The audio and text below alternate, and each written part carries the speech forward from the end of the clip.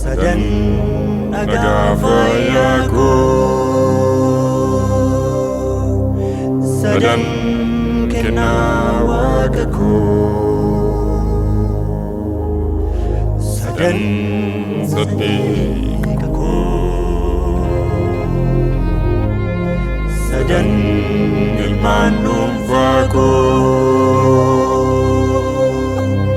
sadan kennaa waaqa koo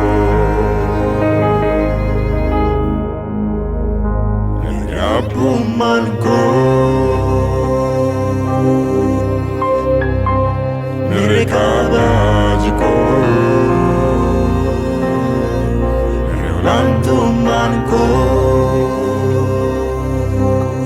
sadan ilmaan dhuunfaa koo.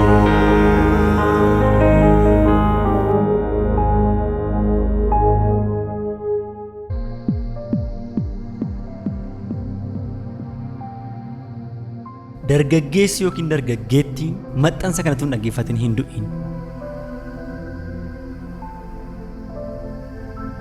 Sadan saddeeqa koo fi kee.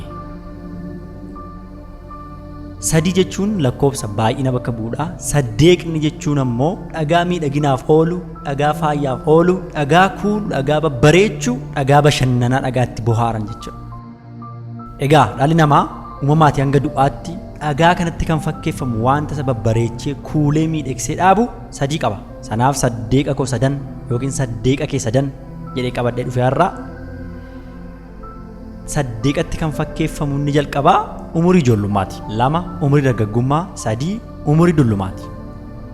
Egaa wantoonni kun sadan yookaan umuriiwwan kun sadan dhala namaatiif baay'ee murteessoof barbaachisoodha. Sadanuu isaanii immoo qofa qofaatti wantoota sadii of keessaa qabu. Yeroo, qarshiif, humna yookiin fayyaa. Tokko umurii ijoollummaa. Yeroo ijoollummaa keetii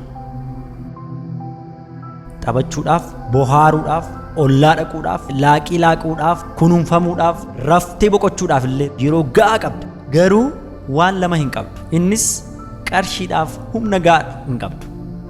Qarshii qabaattee waan barbaadde sa'aatii barbaaddetti bitachuu hin dandeessu.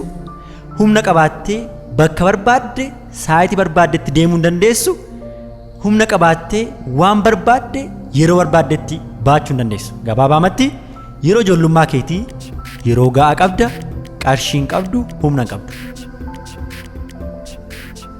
Saddeeqatti kan fakkeeffamu lammaffaan umurii dargaggummaati. Namni yeroo dargaggummaa isaatiitti humna ga'aa qaba.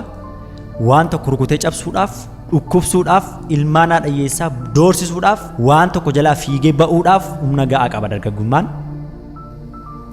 Akkasumas yoo wanta gaarii irra ooshe immoo hojii hojjetee dalagee qarshii ga'aa argachuudhaaf humna qaba. Garuu yeroo dargaggummaa kee kanatti hin qabne waa tokko qofaadha. Innis yeroo taphiisaa, yeroo bashannanaa, yeroo hirribaa, yeroo kunuunfamuu, yeroo dhanni namarraa miicamu, yeroo itti huccuun ofii namarraa qulqulleeffamu, yeroo hiriyyaa wajjin baay'ee taphattee dabarsuudhaaf hin qabdu. Sababni isaa dargaggummaatti hin hojjettu taanaan, dargaggummaatti hin fayyadamtu taanaan hiyyeessa waan taatuuf, hiyyummaan immoo hiyyummaa qarshiitu hin taane hiyyummaan sammuus jiraachuu danda'a. Sanaaf yeroo dargaggummaa namni dubbisuu, barachuu, hojjechuutti dabarsuu qaba jechuudha. Gabaabamatti yeroo dargaggummaa qarshiif humna qabdaa, yeroo hin qabdu. Saddeeqni faayaa keenya inni sadaffaan yeroo dullummaa yookiin yeroo maanguddummaati.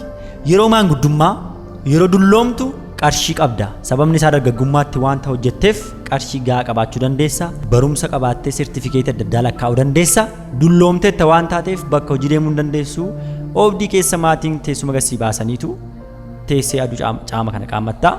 Namoota ol darbaniif gad darban gaafa ilaaltu yeroo dargaggummaa kee yaadatta. Egaa yeroo kanatti yeroo ga'aa wanta qabduuf wantoota dargaggummaa keetti daba hojjettee yaadatta, gaabbiidhaan mataa ofirraa fixxaa jechuudha.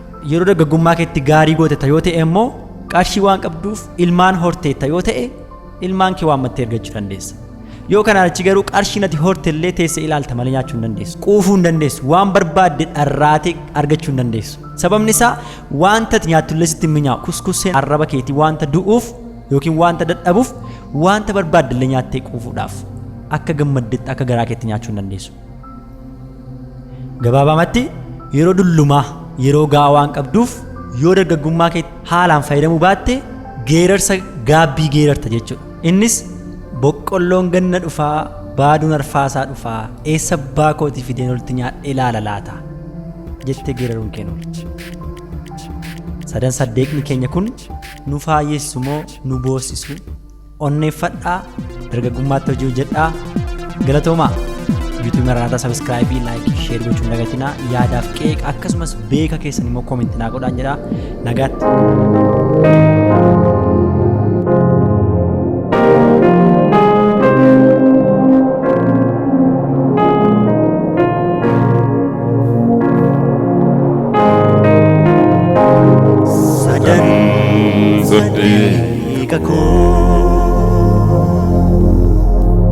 Sadan nagafayako,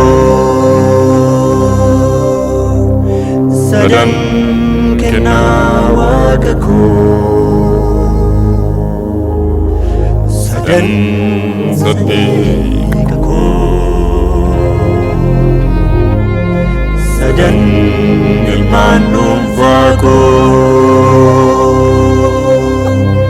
sadan kenawagako.